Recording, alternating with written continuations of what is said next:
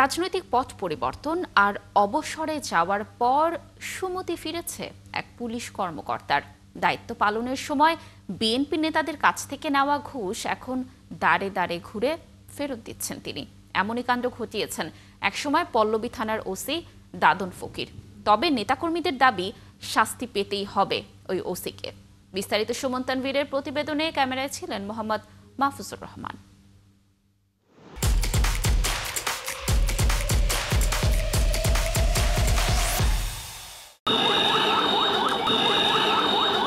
October 2023 পল্টনে বিএনপির শান্তিপূর্ণ সমাবেশে হঠাৎই ঝাঁপিয়ে পড়ে পুলিশ সদস্যরা। 2-3 ঘন্টা টিয়ার গ্যাস আর সাউন্ড গ্রেনেডে রণক্ষেত্রে রূপ নেয় ওই এলাকা। সমাবেশ এলাকা ছাড়তে বাধ্য হয় নেতাকর্মীরা। তারপর থেকেই শুরু হয় গণগ্রেপ্তার। এটি শুধুমাত্র একদিনের ঘটনা নয়, বিগত 17 বছরেই এমন জুলুম অত্যাচারে ঘরছাড়া ছিল বিএনপির নেতাকর্মীরা। অভিযোগ সামনে থেকে তা কার্যকর করেছে বিভিন্ন থানার তৎকালীন ওসিরা। এই মানুষটির নাম ইয়াসিন আলী, বর্তমান কেন্দ্রীয় স্বেচ্ছাসেবক দলের সহসভাপতি। 2016 সালে ধরে এনে ক্রসফায়ারের জন্য নিয়ে গিয়েও ভাগ্যচক্রে ফেরত এসেছিলেন তিনি। সেই স্মৃতি মনে পড়লে এখনো শিউরে ওঠেন এই নেতা। আল্লাহর কাছে দোয়া করলাম, আমার 3টা ছোট ছোট সন্তান, তাদের চেহারাটাই ভাবছিল যে আল্লাহ তোমার সন্তান দিয়ে তোমরা দেখো। তারপরে নিয়ে গেল সাগরটাতে। ভাবলাম চোখ পদার্থ, আমি যদি এই এলাকার সন্তান 40 বেড়েছি, রাস্তাঘাট কিছু হইলে বুঝতে পারি, চোখ বাঁধা থাকলো।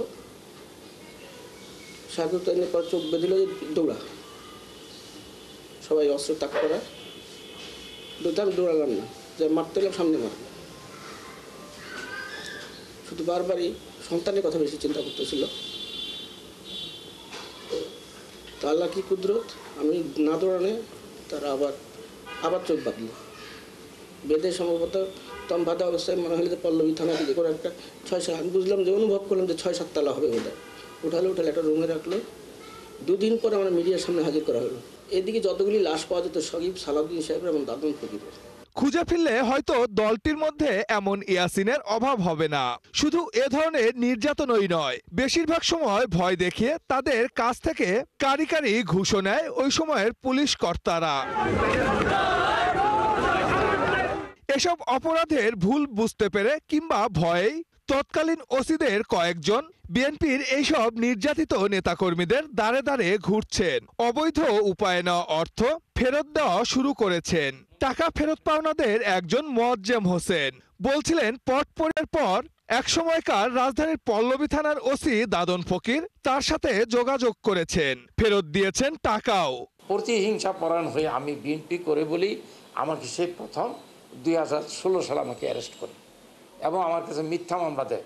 আমার কাছ থেকে সে আমাকে চাপে ফেলে অনেক মামলা দিব বলে আমার কাছ থেকে সে 10 লক্ষ টাকা আমাকে জোর করে নিয়েছে আমার কাছ থেকে। ভয়ে ভয়ে সে আমার 7 লক্ষ টাকা ফেরত দিছে, মানে আননোন ফেস দিয়ে। বাকি 3 লাখ টাকা সে দিবে করে দেয়নি। ক্রসফায়ার করার ভয় দেখিয়ে ইয়াসিনের থেকেও সে সময় 12 লক্ষ টাকা নিয়েছিলেন এই দাদন ফকির, যার 8 লক্ষ টাকা ইয়াসিনকে ফেরত দিয়েছেন বলেও জানা গেছে। যদিও নেতাকর্মীদের দাবি অবসরে যাওয়া এসব ওসিদের বিচার করতে হবে। আমি চাই বিচার। তুমি অন্যায় করেছো, অন্যায়ের বিচারটা যেন হয়। সে টাকা পয়সাটা বড় কথা না, হয়তো আমি তখনও বেঁচে আছি, কিন্তু সে আমার চেয়ে এখন খারাপ অবস্থায় আছে।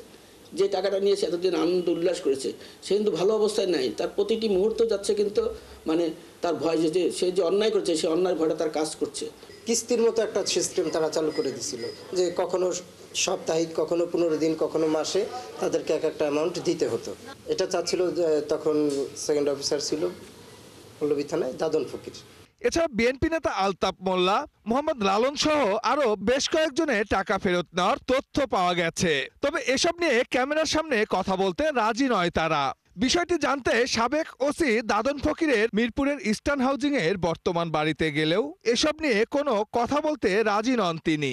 আমি বললাম আপনার সাথে কথা বলতে চাই, যে বলে আমার সাথে কোনো কথা নেই, ওনাদের যেতে বল। তবে রাজধানীতে 5 তলা এই বাড়ি ছাড়াও স্বপ্ননগর প্রজেক্টে 2টি, কাফরুলের সুরুজ টাওয়ারে 3টি ফ্ল্যাট সহ নামে বেনামে যে সম্পদের মালিক হয়েছেন তিনি, এসব নিয়ে বেশ দাম্ভিকতার সঙ্গেই জবাব দেন তিনি। আমার যা কিছু আছে এগুলা সবাই সারা বাংলাদেশের মানুষ জানে, সরকার জানে, রাষ্ট্র জানে, সবাই জানে। সব বৈধ না? সবাই জানে, এটা নতুন কিছু করার নাই। সব বৈধ, সব জানে। ঘুষের টাকা ফেরত দিলেও সাবেক এসব ওসিদের দায় মুক্তির কোনো সুযোগ নেই বলে মনে করেন বিএনপির ঢাকা উত্তরের আহ্বায়ক আমিনুল হক। আমাকে না পেয়ে দেখা গেছে যে ইস্টার্ন হাউজিং এর যারা সাধারণ মানুষ আছে এদের উপরে কিন্তু এসে ওই পুলিশ প্রশাসনের লোকেরা কিন্তু এসে নির্যাতন করেছে, নিপীড়ন করেছে, তারা চালিয়েছে। এবং আমার বাসায় গিয়ে ঘরে ঢুকে হুমকি ধুমকি দিয়েছে, তারা ওই ঘুষের টাকা ফেরত দিয়ে মাপ চাচ্ছে বা ক্ষমা করার জন্য বলছে। অবশ্যই যারা ওই আওয়ামী লীগের সময়ে যাদের দ্বারা নির্যাতিত হয়েছে সেই দোষরদেরকে অবশ্যই আইনের আওতায় ভবিষ্যতে বিচার করা হবে। জুলাই গণ অভ্যুত্থানের সময় দায়িত্বে থাকা অনেক পুলিশ সদস্য হত্যাসহ বিভিন্ন মামলার আসামি হয়েছেন। তবে 1.5 দশকে জুলুম নির্যাতন চালানো অবসরে যাওয়ারা আছেন বহাল তবিয়তে, ঘুরছেন মুক্ত হাওয়ায়। বলেন যে আসছেন, একটু কথা বলবে তোমার সাথে। সুমন তানভীর, 71, ঢাকা।